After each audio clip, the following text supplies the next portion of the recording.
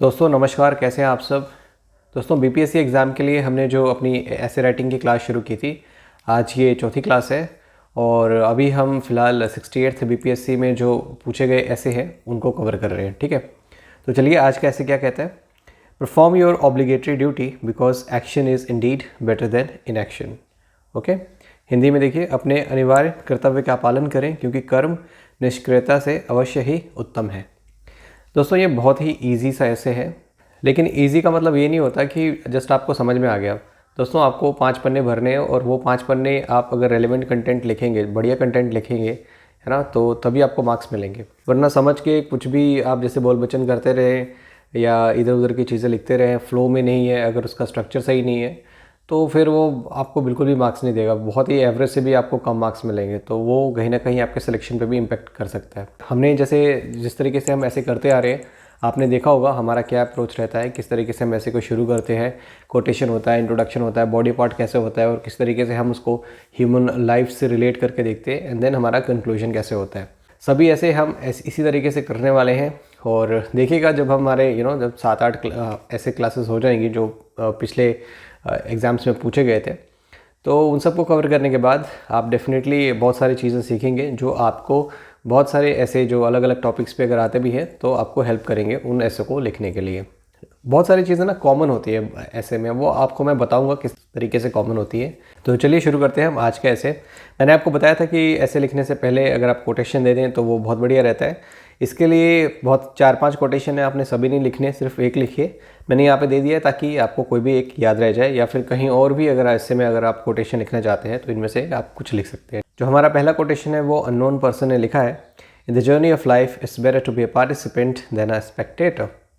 जो हमारी लाइफ की जर्नी है उसमें हमको पार्टिसिपेंट बनना पड़ेगा, ना कि सिर्फ बैठ के देखते रहना पड़ेगा, है ना। जब तक आप एक्शन कोई चीज़ करोगे नहीं, आप कोई इनिशिएटिव लोगे नहीं, तो कैसे वो जो आपका लर्निंग फेज़ है, वो जो आप सीखते हो, एक्सपीरियंस करते हो, और ऐसी बहुत सारी चीज़ें हैं जो इस फेज़ के साथ जुड़ी हैं। ह्यूमन क्वालिटी जैसे हम बोलते हैं ना कि हमारे अंदर परसिस्टेंस, हमारे अंदर पैशन होता है, और उसके बाद हम लोग एक रोल मॉडल सेट करते हैं दुनिया में।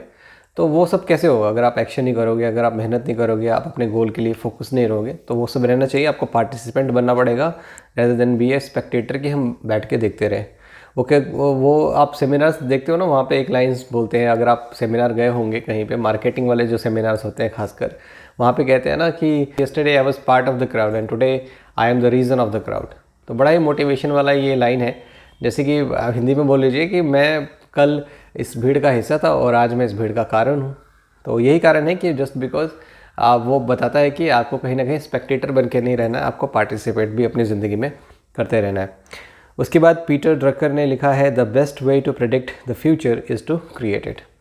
अगर हम कुछ बनना चाहते हैं अपनी ज़िंदगी में तो वो हमारा गोल जो है सेट होना चाहिए, हमारा ऑब्जेक्टिव क्लियर होना चाहिए। हम क्यों करते हैं कोई चीज़, वो जो कहते हैं ना वाई फैक्टर। आप आईएएस क्यों बनना चाहते हैं, सोसाइटी को चेंज करना चाहते हैं, समाज में बदलाव लाना चाहते हैं, या सेल्फ सर्विंग, या खुद की जो लाइफ है वो भी तो मैटर करती है कि हाँ मुझे इस डेजिग्नेशन पे जाना है, या सोसाइटी में मैं ऐसा कुछ लेगेसी छोड़ के जाना चाहता हूँ जो बहुत सारे लोग मुझे फॉलो करें।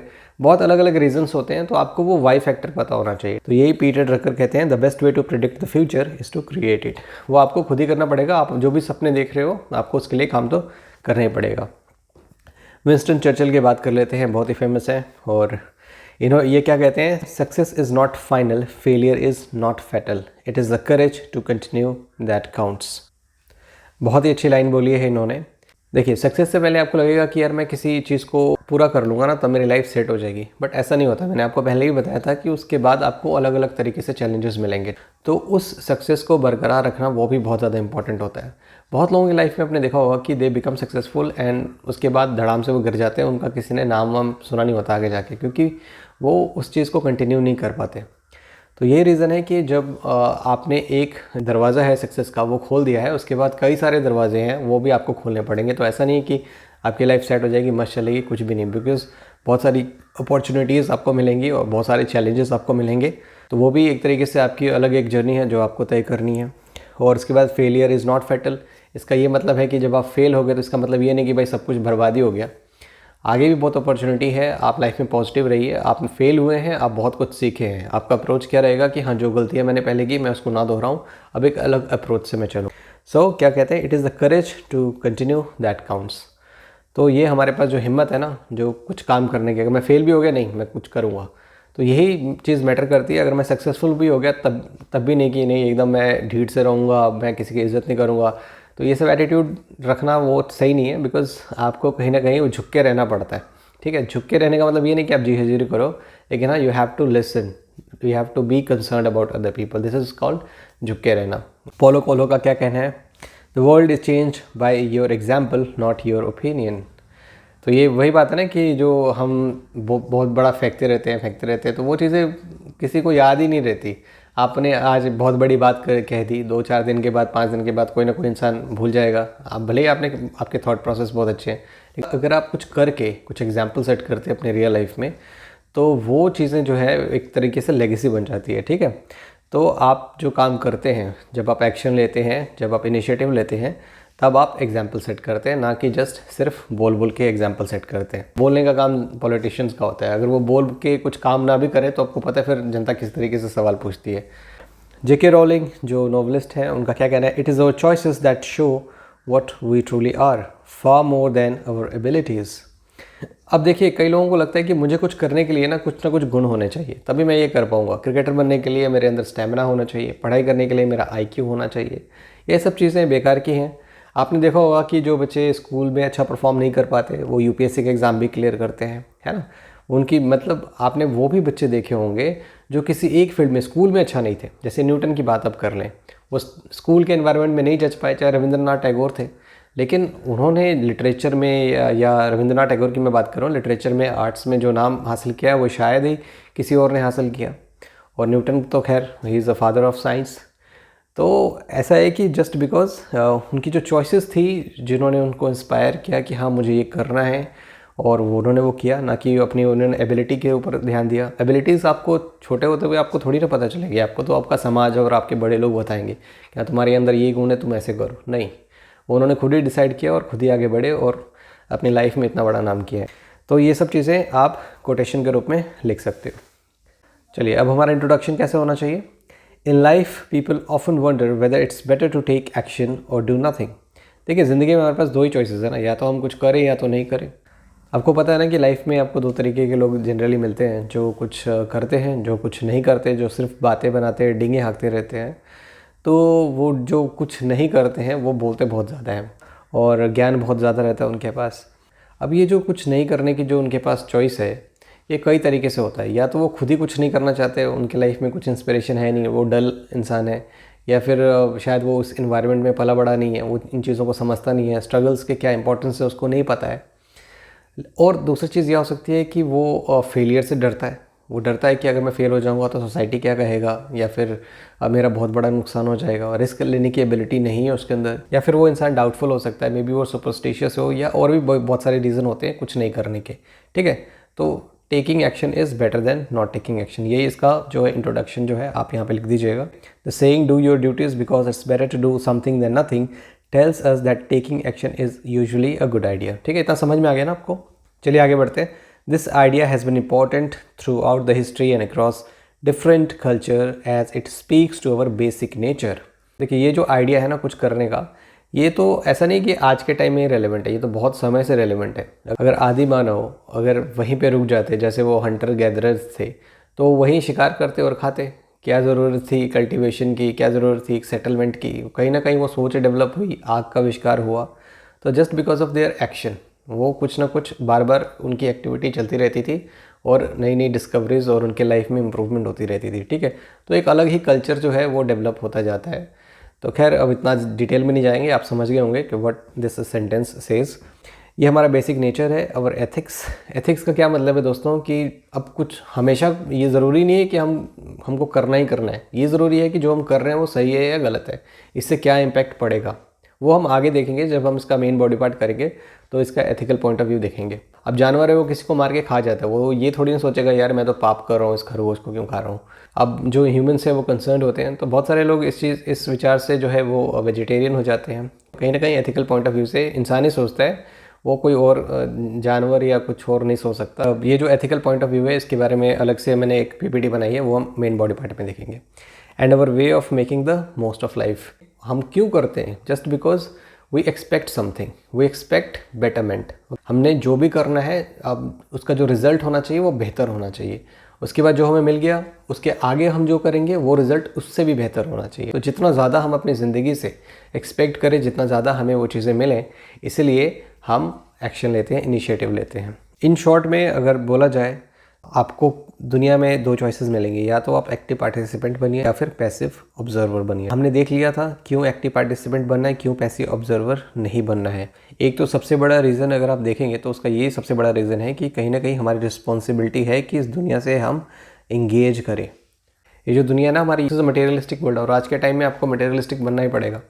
ऐसे आप साधु संत की तरह जीवन जीना चाहते हैं तो खैर वो आपकी अलग चॉइस है, but if you want a life की फैमिली हो और बहुत सारी चीज़ें, तो आपको काफ़ी चीज़ें कंसिडरेशन में लानी पड़ेंगी, वो हम आगे देखेंगे। तो responsibility to engage with the world is the one of the reasons that why we have to become the active participants.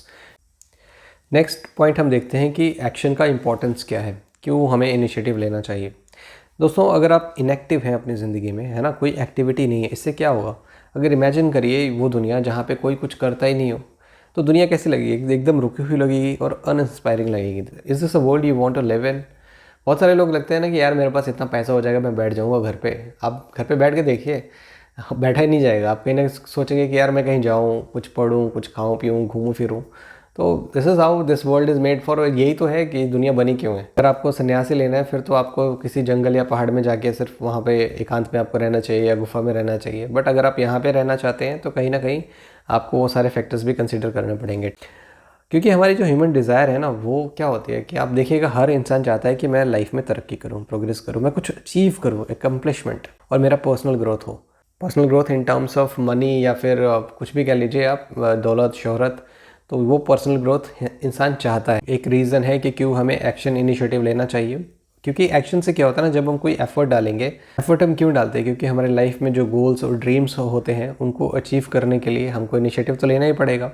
और इससे जब हम अपने गोल्स और ड्रीम्स को अचीव करते हैं तो कहीं ना कहीं हमारी ज़िंदगी में वो एक फुलफिलमेंट भी आता है, कि जिसको हम कहते हैं ना सेटिस्फेक्शन, कि हाँ हमने ये कर लिया, हम काबिल हैं, और हमारा जो आत्मविश्वास है वो बढ़ जाता है। तो सेंस ऑफ पर्पस भी इससे अचीव होता है और लाइफ में फुलफिलमेंट भी आती है। देखिए यहाँ पे एक लाइन लिखिए, by actively participating in life you are more likely to become the best version of yourself. आप जितना ज़्यादा सफल होंगे ना एक स्टेज से दूसरे स्टेज पे, तो आप उतना ज़्यादा कॉन्फिडेंट हो जाएंगे। जैसे कि आप अपने एग्जाम को ले लीजिए, जैसे आप प्रीलिम्स पास करते हैं, अब मेंस में चले जाइएगा ना, तो आपका कॉन्फिडेंस लेवल बूस्ट हो जाएगा कि हाँ यार मैं यहाँ तक पहुँचा, थोड़ी सी कमी रह गई थी, अब मुझको जो है वो इम्प्रूव करनी चाहिए। अगर आप मेंस क्लियर करते हैं तो आपका कॉन्फिडेंस लेवल और बूस्ट कर जाएगा कि तो मैं इंटरव्यू तक आ गया हूँ। इवेंचुअली मान लीजिए कि अगर आप नहीं सक्सेसफुल हुए, इंटरव्यू में सिलेक्शन नहीं हुआ, नेक्स्ट टाइम आप पूरे कॉन्फिडेंस के साथ बैठेंगे कि हाँ, आपके दिमाग में पीटी, मेंस, इंटरव्यू तीनों फैक्टर्स रहेंगे।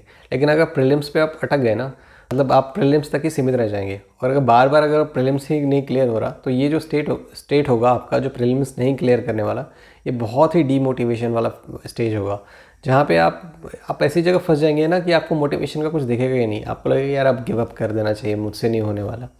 तो ये चीज़ें हैं कि जब आप एक स्टेज से दूसरे स्टेज पे पहुँचेंगे तो आपके पास आप उसका एक बेस्ट वर्जन निकल के आएंगे। यही इस लाइन का मतलब है।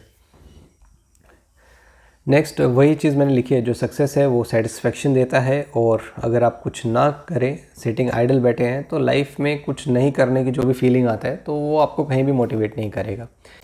दोस्तों, एक बहुत बड़े साइकोलॉजिस्ट हुए थे, उनका नाम है मैस्लो। उन्होंने एक पिरामिड दिया था जिसका नाम है हायरार्की ऑफ नीड्स, इंसान की क्या क्या ज़रूरत होती है। तो देखिए, सब उसके टॉप में आप देखिएगा सेल्फ एक्चुअलाइजेशन, ये सबसे टॉप में है, सबसे ऊपर है। इसका क्या मतलब है? सेल्फ एक्चुअलाइजेशन का यहाँ पे जो मतलब निकल के आता है, it means realizing your full potential. So full potential का क्या मतलब है? It requires action not inaction. तो ये कहीं ना कहीं बताता है कि आपको इनिशिएटिव लेना पड़ेगा। ये सबसे टॉप में है, क्योंकि इसके नीचे आप देखिएगा फिजियोलॉजिकल नीड्स में क्या आप लिख सकते हैं, उसको हवा पानी की ज़रूरत पड़ती है। सेफ्टी में उसको क्या चाहिए? घर वगैरह चाहिए। उसको लव और बिलोंगिंग, ये सब चीज़ें चाहिए ना, प्यार मोहब्बत, ये सब चीज़ें की डिज़ायर रखता है वो। इसके डिटेल में नहीं जा रहे हैं, जस्ट मैं एक ओवरव्यू दे रहा हूँ। उसको इज़्ज़त वगैरह भी चाहिए होते हैं, सेल्फ स्टीम, सोसाइटी में उसकी क्या रिकॉग्निशन है। लेकिन सबसे टॉप में क्या है? Self actualization. एक ऐसा स्टेज है ना दोस्तों, जो आपको हमेशा ही इससे बेटर, आपको आपका एक अलग ही वर्जन आपको बना के देगा। You will become better version of your self, जो हमने पिछले स्लाइड्स में देखा था। सेल्फ एक्चुअलाइजेशन मतलब रियलाइजिंग योर फुल पोटेंशियल। तो ये आप बना दीजिएगा ना, अगर आप ये मैस्लो हायरार्की ऑफ नीड्स, तो ये 4 चांद लगा देगा आपके एसओ में। और ये सिर्फ यहीं पे नहीं काम आने वाला है, ऐसे बहुत सारे ऐसे आएंगे जो इससे रिलेटेड होंगे, तो वहाँ पे भी आप ये जो मैस्लो हायरार्की ऑफ नीड्स है ये आप वहाँ पे बना सकते हैं। नेक्स्ट है रिस्पॉन्सिबिलिटी एंड ड्यूटी। दोस्तों हम जो भी करते हैं वो हमारी रिस्पॉन्सिबिलिटी है या फिर हमारी ड्यूटी है, इसी के पर्पज़ से तो वो काम किया जाता है। आइडिया ऑफ ड्यूटी का क्या मतलब है कि हमारी कुछ ना कुछ रिस्पॉन्सिबिलिटीज़ हैं, ऑब्लिगेशंस हैं सोसाइटी की तरफ, जिसको आप सोशल कॉन्ट्रैक्ट के रूप में जानते हैं। इसका क्या मतलब है दोस्तों, जैसे डॉक्टर्स हैं, उनका क्या काम है, इलाज करना। अगर वो इलाज नहीं करेंगे तो क्या होगा, पेशेंट्स मरेंगे, ट्रीटमेंट अच्छे से नहीं हो पाएगा। उसके बाद टीचर्स हैं, उनका क्या एग्जांपल आप दे सकते हो, उनका काम क्या है, अच्छे से पढ़ाना। नहीं अच्छा पढ़ाएंगे तो किस तरह का सोसाइटी बनेगा। आप बिहार का एग्जांपल ले लीजिए, नेग्लेक्ट ऑफ एजुकेशन जो है one of the main reason for the backwardness of this state. आपने देखा होगा सरकारी स्कूलों में जो शिक्षा व्यवस्था है वो किस तरीके से है। जो शिक्षक हैं इवन उनको तो जनवरी फरवरी के स्पेलिंग तक नहीं आते। तो ये इतनी बुरी हालत है, तो क्या मतलब आप ह्यूमन कैपिटल तैयार करके देंगे और किस तरीके का नागरिक जो है वो हमें बना के देंगे। तो ये बहुत ज़्यादा ज़रूरी है कि जो ड्यूटी है हमारी, रिस्पॉन्सिबिलिटी है, वो सही तरीके से होनी चाहिए, क्योंकि इससे सोसाइटी जो है स्मूथली फंक्शन करता है। कि अगर हम ड्यूटी नेग्लेक्ट करते हैं तो इससे क्या होता है, क्योस होता है, मॉरल डिके होता है। आप गांव में जाके किसी को एथिकल वैल्यूज़ और ये सब चीज़ें बताएंगे, उसको नहीं पता होगा। ये नहीं बोल रहा कि गांव के लोग ख़राब होते हैं या कुछ भी होते हैं, बट उनकी समझ जो है बहुत ज़्यादा लिमिटेड होती है। आपने बहुत लोगों को देखा होगा जो कैरेक्टर उनका ख़राब होता है, ठीक नहीं होते, लेकिन अगर उनको एथिकल चीज़ें पढ़ाई जाए, बताई जाए, या खुद वो पढ़ते हैं तो उनमें कहीं ना कहीं सुधार भी आता है। वो यही है ना, कहीं ना कहीं उन्होंने इनिशिएटिव लिया कि दूसरे के एक्सपीरियंस से सीखा या फिर कुछ चीज़ें पढ़ी। अगर उन्होंने वो इनिशिएटिव नहीं लिया होता तो वो वैसे के वैसे रह जाते, तो कुछ भी इंप्रूवमेंट का स्कोप जो है वहाँ पे नहीं रहता। और इससे क्या होता है कि सोसाइटल वैल्यूज़ जो है वो उसका कम्प्लीटली ब्रेक डाउन हो जाता है। देखिए, it implies that fulfilling our duties we contribute to the wellbeing of society and help maintain order and harmony. ये समझ में आ गया आपको। नेक्स्ट हमने अचीवमेंट के बारे में बात करनी है। दोस्तों जब आपकी लाइफ में, मैंने आपको बताया था ना, वो वाई फैक्टर क्यों होना चाहिए, हमें क्यों वो चीज़ करनी है। जब आपके अंदर सेंस ऑफ पर्पस नहीं होगा कि मुझे क्यों करना है, आपको लगता है कि आप मोटिवेट होंगे किसी चीज़ के लिए, नहीं हो पाएंगे ना, तो आपको सबसे पहले तो वो वाई फैक्टर ढूंढना है। और जब आप उस चीज़ को अचीव कर लेते हो तब आपका कॉन्फिडेंस लेवल बूस्ट हो जाता है। जो आपका जो पर्पस था वो उसको आपने अचीव किया है और आपने अकम्प्लिश किया है। Now you will do something more better than what you have done before.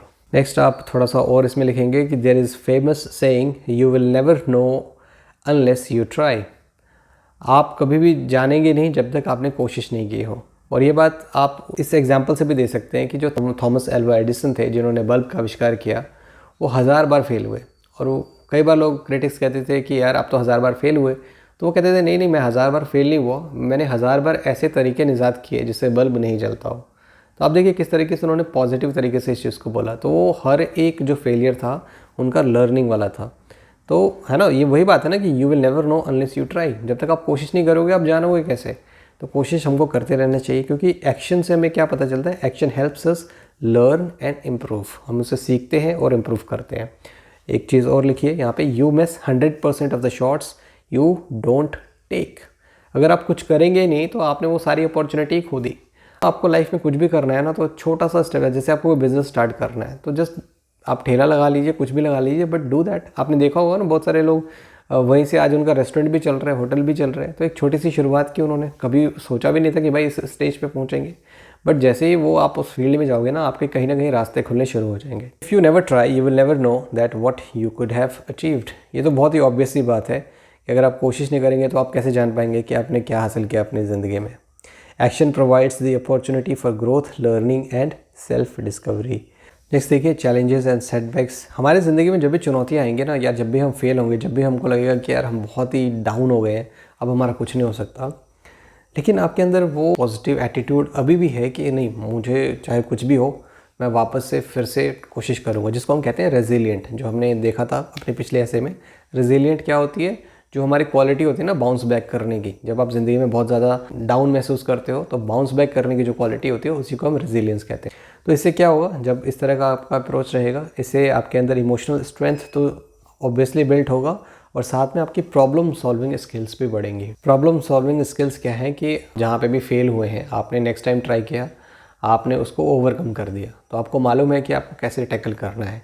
तो the more you fail, the more you overcome, the more you become emotionally strengthened and you will develop your problem solving skills. Resilience is a valuable asset in dealing with life's uncertainties and hardships. Resilience होना तो बहुत ज़्यादा ज़रूरी है, क्योंकि आपकी ज़िंदगी हमेशा मज़े में कटने वाली है नहीं। और ख़ासकर जो हम जैसे लोग हैं, जैसे लोअर मिडिल क्लास फैमिली, इनका दुख तो बोलते हैं ना कि ये दुख जाता कहाँ नहीं है बे। तो ये दुख जाते नहीं, क्योंकि बहुत सारी चीज़ें हमको हमारी फैमिली की रिस्पॉन्सिबिलिटी दिखती है, आगे आने वाली फैमिली की रिस्पॉन्सिबिलिटी दिखती है। तो वो सब चीज़ें पूरा करते करते पूरी ज़िंदगी ख़त्म हो जाती है। तो आपको लगता है कि आपकी ज़िंदगी में चैलेंजेस नहीं होंगे, आपको लगता है कि आपकी ज़िंदगी में अगर आप इस लीनियंट अप्रोच से चले तो आप कुछ अच्छा कर पाएंगे? बिल्कुल नहीं ना। तो रेजिलियंस होना ज़रूरी है आपकी ज़िंदगी में। हो सकता है कि आपको डेली ही, आपको सुबह से लेकर शाम तक आपको ऐसी चीज़ें आपकी लाइफ में हो कि आप डाउन फील करते जाए, लेकिन आपको गिव अप नहीं करना है, आपको फिर से बाउंस बैक करना है। तो लाइफ की जो अनसर्टेनिटीज़ हैं, हमको नहीं पता लाइफ में आगे क्या हो जाए, बट हमको कहीं ना कहीं पॉजिटिव अप्रोच रख के चलना ही पड़ेगा। चलिए, समझ गए ये। Next, ethical consideration. जो याद करिए हमने इंट्रोडक्शन में अभी थोड़ी देर पहले किया था कि एथिकल के बारे में हम बाद में बात करेंगे। देखिए, एथिकल कंसिडरेशन क्या है ना, कि जो हम ह्यूमन बीइंग्स हैं, हम कहीं ना कहीं सोचते हैं कि जो हमारा एक्शन है वो सही है या गलत है। यही एथिकल कंसिडरेशन है। मॉरली वो चीज़ सही है या गलत है, इससे क्या इम्पैक्ट पड़ेगा। जैसे कि आप अगर कोई भी काम करते हैं, अगर वो बिना सोचे समझे करें तो वो चीज़ें नुकसान करती हैं ना, हार्म करती हैं। तो आपको थोड़ा सा प्लानिंग भी करना पड़ेगा और ये चीज़ भी कंसिडर करनी पड़ेगी कि हाँ, उसकी क्या कॉन्सिक्वेंसेस हो सकते हैं। इंडिविजुअली तो मे भी आप शायद उस चीज़ को बेयर कर लो, लेकिन अगर आसपास के लोग जिनका इससे कुछ लेना देना नहीं है, अगर वो इससे प्रभावित हो जाएं तो वो चीज़ें गलत हैं, वो आपको नहीं करनी चाहिए।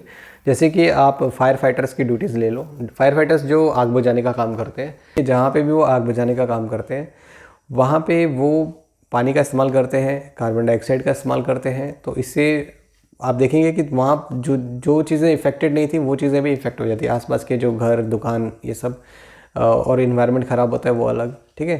तो अगर वहाँ को उनको बहुत सोच समझ के काम करना पड़ता है कि हाँ, ज़्यादा से ज़्यादा जो है वो नुकसान ना हो, और ख़ासकर अगल बगल की चीज़ों का भी उनको खासा ध्यान रखना पड़ता है। अगर वो रेकलेसली काम करेंगे तो जितना नुकसान होना था वो तो खैर हो ही रख गया, और साथ साथ में वो और भी ज़्यादा चीज़ें जो है ख़राब हो सकती हैं। और भी आप दूसरी तरह के एग्जांपल्स आपके दिमाग में हैं तो आप लिख सकते हैं कि अगर रेकलेसली कोई काम किया जाए तो वो हार्म करता है। Impact of our choices. दोस्तों, हमारी लाइफ में हमने देखा था ना कि दो ही चॉइसेस होती है, या तो कुछ करें या तो नहीं करें, एक्शन या इनएक्शन।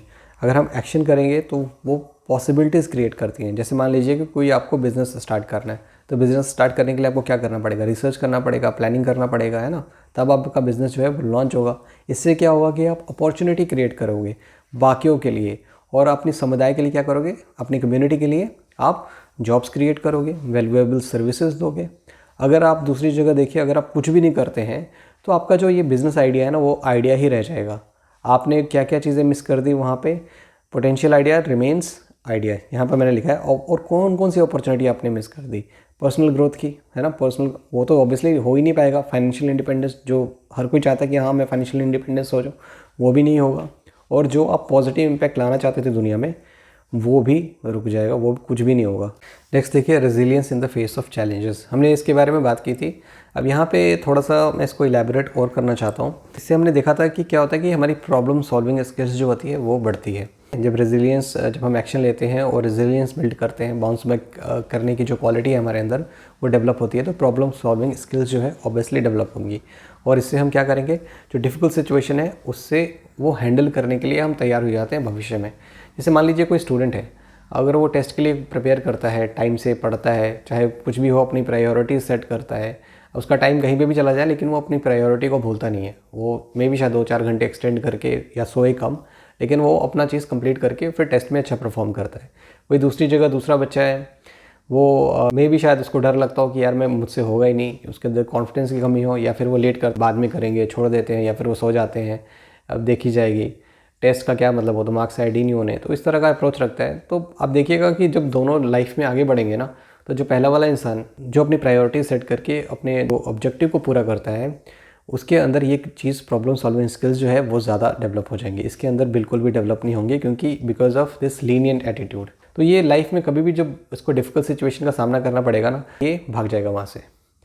तो ये चीज़ आप लिख सकते हैं वहाँ पे कि रेजिलियंस जो होता है, जब भी हमें चैलेंजेस फेस करने पड़ते हैं, तो ये जो क्वालिटी थी ना हमारे पास एक्शन लेने की, इनिशिएटिव लेने की, ये हमारे अंदर जो प्रॉब्लम सॉल्विंग स्किल्स डेवलप की, ये बहुत ही काम की चीज़ है। ओके, इसके बारे में आप लिख दीजिए। और दूसरा देखिए, बैलेंसिंग रिस्पॉन्सिबिलिटी एंड पैशन। कई बार हमको लगता है ना कि जो हम एक्शन ले रहे हैं हमको बहुत सारे सेक्रीफाइसेस करने पड़ेंगे। जैसे आप पढ़ाई लिखाई की बात कर लीजिए, ज़्यादातर एग्जांपल मैं उसी की बोलता हूँ। यार हम पढ़ाई लिखाई कर रहे हैं तो हमको गाना सुनना बंद करना पड़ेगा, हमको मूवी देखना बंद करना पड़ेगा।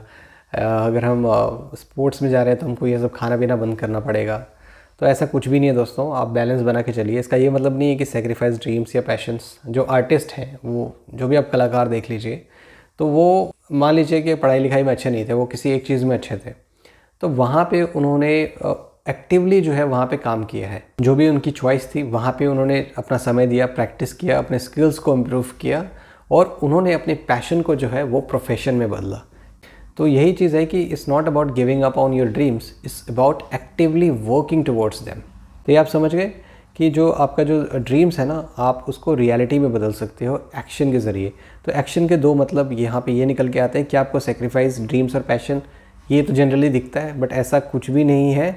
एक्चुअली एक्शन का मतलब ये होता है कि pursue our dreams and make them our reality. हमको अपने सपना पूरा करना है और उसको सच साबित करना है, यही तो एक्शन है। आपको लग सकता है कि यार मैंने बहुत ज़्यादा ज़िंदगी में सेक्रीफाइस कर दी, बस अब छोड़ देता हूँ, अब मैं अपने मज़े करूँगा, लाइफ जीनी चाहिए। तो आपको लगता है कि वो एक्शन का रियल मीनिंग है? नहीं, आपको ये कंसीडर ही नहीं करना है ना। ये जो फैक्टर्स आप सेक्रीफाइसेस कर रहे हो, आप उसको कंसीडर नहीं करो, इग्नोर करो। आपकी प्रायोरिटी क्या होनी चाहिए? ये होनी चाहिए आपके ड्रीम्स की तरफ आपका ध्यान होना चाहिए, ताकि जो आपका पैशन है वो प्रोफेशन में बदले, है ना। जो आर्टिस्ट का मैंने एग्जांपल दिया था आपको, समझ गए ये बात? चलिए, आप कंक्लूजन में क्या लिखेंगे? मैंने आपको बताया था ना कि जो भी आपने अपना मेन पॉइंट लिखा है उसको आप शॉर्ट में थोड़ा सा इलेबोरेट करके यहाँ पे लिख दीजिए और way forward. That's your conclusion. अगर आप कुछ और अच्छा सा ऐड करना चाहते हैं तो कर सकते हैं, बट जनरली एग्जामिनेशन में इतना सोचना समझने का टाइम होता नहीं है। अब लिखते लिखते तो हाथ दुख जाता है और इवन आते हुए क्वेश्चन तक छूट जाते हैं। बहुत ही लेंदी अभी पेपर हो चुका है। खैर, उसको भी हम देखेंगे कि हमको किस तरह का अप्रोच रखना है कि हमारा पेपर जो है वो टाइम पे ख़त्म हो जाए। उसके बारे में भी वीडियोस जल्द आएंगे। पहले हम कंक्लूजन ख़त्म कर लेते हैं। कंक्लूजन में क्या लिखेंगे? Do your duties because it's better to do something than nothing is an important idea. Okay, it tells us that taking action is usually a good idea. It helps us fulfill our psychological need for growth, meet our ethical responsibilities and deal with life challenges. ये सब हमने देखा था। अब उसी की हमने ये यहाँ पे समरी लिखी हुई है, तो इसको मैं एक्सप्लेन नहीं करना चाहता कि जो चीज़ मैंने समझा दी फिर यहाँ पे उसको समझाने का कोई मतलब नहीं है। It reminds us that life is meant to be lived actively, not passively. While we should always think about what we do and act responsibly, the idea of taking action is a fundamental part of life that encourages to live with energy and purpose. Okay, अब यहाँ पे थोड़ी English hi-fi अगर आपको लग सकती है तो आप अपनी भाषा में लिख लीजिए। तो मैंने आपको बताया कि ज़रूरी नहीं कि आप बहुत ज़्यादा हाईटेक लैंग्वेज का इस्तेमाल करें। सिंपल रखें, साधारण रखें और इजी रखें, जो आपके दिमाग पे भी प्रेशर ना डाले और पढ़ने वाले दिमाग पे भी प्रेशर ना डाले। ओके, यहाँ पे तो जनरली मैं यहाँ पे इंट्रोडक्शन और पीपीटीज़ और वगैरह ये सब चीज़ें जो बनाता हूँ वो इसका एक स्टैंडर्ड होता है, उसी हिसाब से मैं तैयार करता हूँ। बट जो मेरा समझाने का तरीका है वो बहुत ही नॉर्मल है और मैं यही आपको भी सजेस्ट करूँगा कि आप भी नॉर्मल तरीके से ही लिखें तो वो ज़्यादा बेटर रहेगा। तो दोस्तों, आपको ऐसे की क्लास कैसे लगी? आप अपना फीडबैक दीजिए और हमें बताइए कि आप और किन टॉपिक पे आप वीडियो चाहते हैं। हम ज़रूर उन टॉपिक्स पे कोशिश करेंगे कि वीडियोस बनाई जाए और आपसे शेयर की जाए। ठीक है, तो तब तक के लिए चैनल को सब्सक्राइब ज़रूर करिए, हमें मोटिवेट करिए। चैनल जो है वो आपकी कृपा से पहले से थोड़ा बहुत ठीक ठाक हुआ है, उसको थोड़ा सा और आप कोशिश करिए कि ठीक ठाक हो जाए। ठीक है, तो चलिए हम मिलते हैं नेक्स्ट वीडियो में। धन्यवाद, जय हिंद।